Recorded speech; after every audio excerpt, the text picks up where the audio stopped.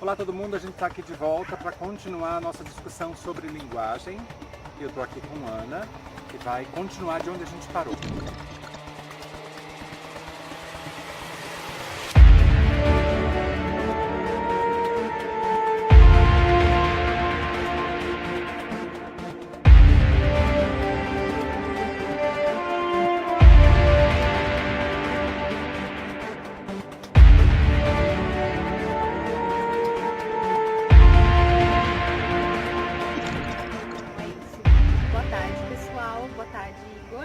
Obrigada por de novo a gente poder estar aqui tendo uma conversa super gostosa. Pra gente é muito gostoso falar sobre isso, porque traz inquietações que a gente vivencia no nosso dia a dia de trabalho, né? Eu queria lembrar, assim, bem sucintamente, quais foram os tópicos que a gente falou no último vídeo. Que eu acho que a partir da fábula que a gente contou, o que a gente queria que tivesse ficado presente era de que não existe distinção, quando a gente está percebendo a realidade, entre ficção e verdade. Então, em primeiro lugar, que a gente colocar a ficção nesse status aí de não inverdade, né? Ficção como sendo parte da realidade, não distinguir ela do que a gente considera verdade. Não colocar no lugar da mentira. Não sei se a gente pode colocar assim. Sim?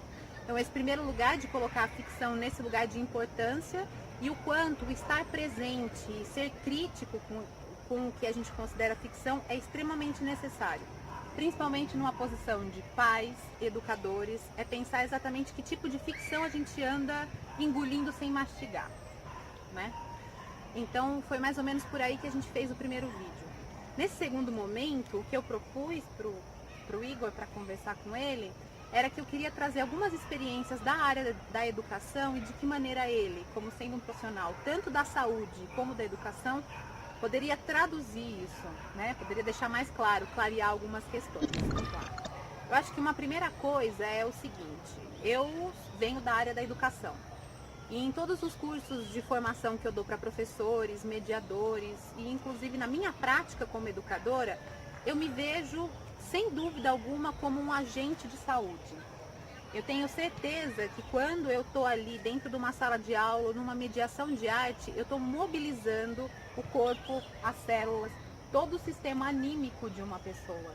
A grande questão é que eu não tenho um repertório de palavras ou de teorias que respaldem esse meu lugar como agente da educação.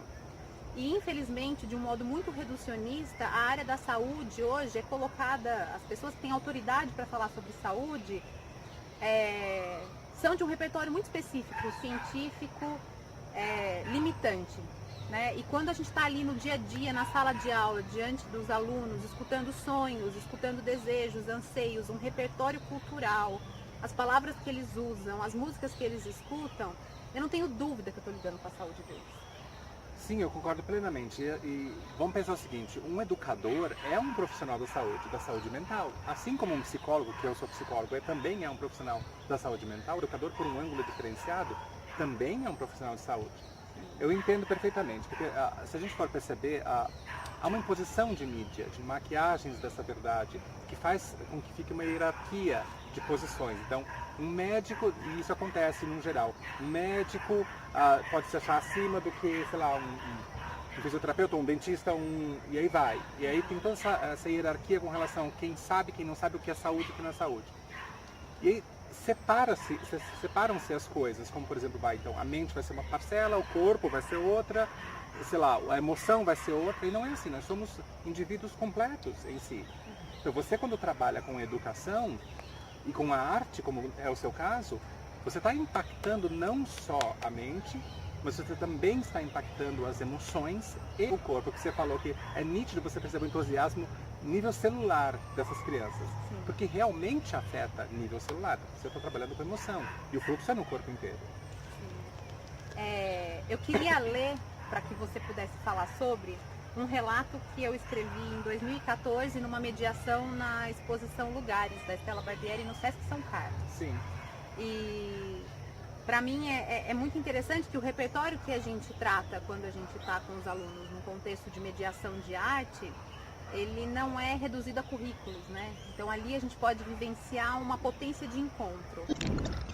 Então, o relato foi mais ou menos o seguinte: chegaram um grupo de adolescentes, né, de pré-adolescentes, dos 12 anos, e eles estavam muito agitados e pensando que aquilo era um ambiente de educação, eles já vieram assim, sem vontade alguma de conversar comigo.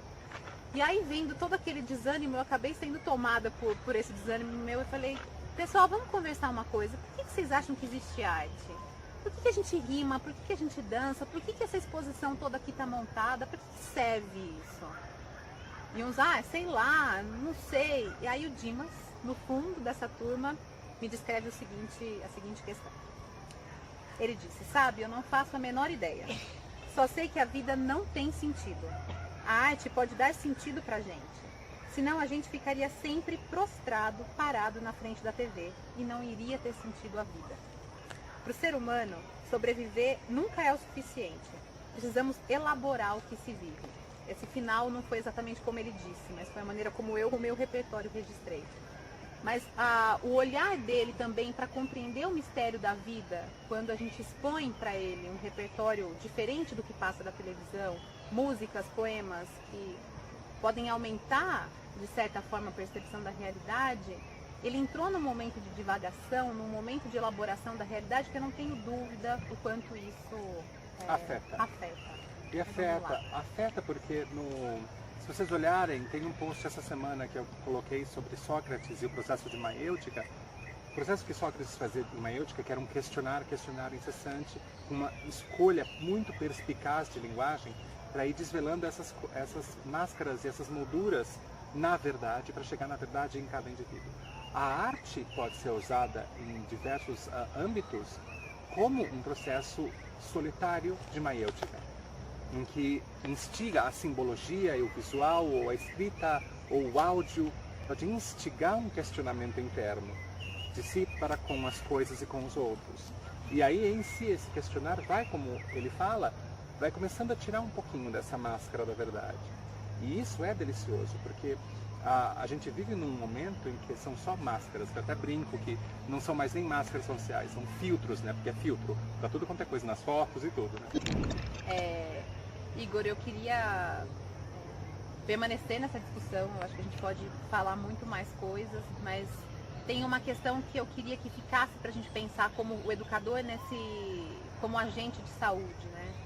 Eu digo, uma vez eu conversando com uma turma de adolescentes ali, fervilhando, a gente sabe, quem dá aula sabe como é que é, uma turma ali de vida borbulhante. E aí eu falei assim: por que de certa forma vocês não chegam com um fone de ouvido diante da mesa de um médico? E a hora que vocês chegam com uma doença, uma dor, vocês não abaixam para dormir de frente para eles? Ou com um fone de ouvido, fazendo qualquer outra coisa quando ele fala com vocês, né? E aí um deles me disse assim: é porque ele tem a nossa vida na mão. E aquilo eu fui para casa e pensei: será que nós, educadores, não temos a vida das pessoas também na mão, de certa forma? Quando eles chegam com sonhos, com vontades ou com dúvidas, quais caminhos e quais possibilidades eu posso apresentar de certa forma?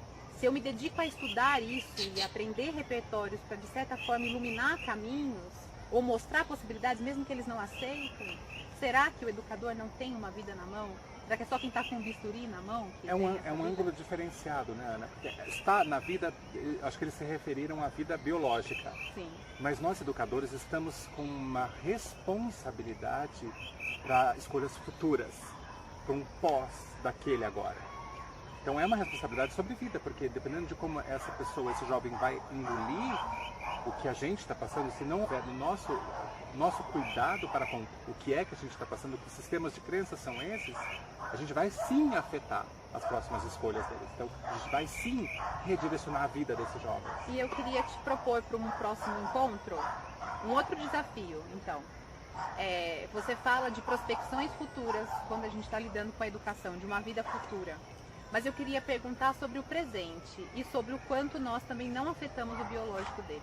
Se a gente pode pensar sobre isso. Assim. Podemos sim, e realmente afeta. Então a gente pode trazer esses dois assuntos que são fundamentais. Como o corpo pode ser afetado com isso e como lidar com sistemas de crenças que a gente aceita tanto dos jogos sociais quanto da mídia. Como o repertório de mídia é cheio de implantações de sistemas de crenças que nem sempre são justos com a gente. Acho que seria isso para mim. Então, obrigado de novo, Ana. Um beijinho. Eu que agradeço.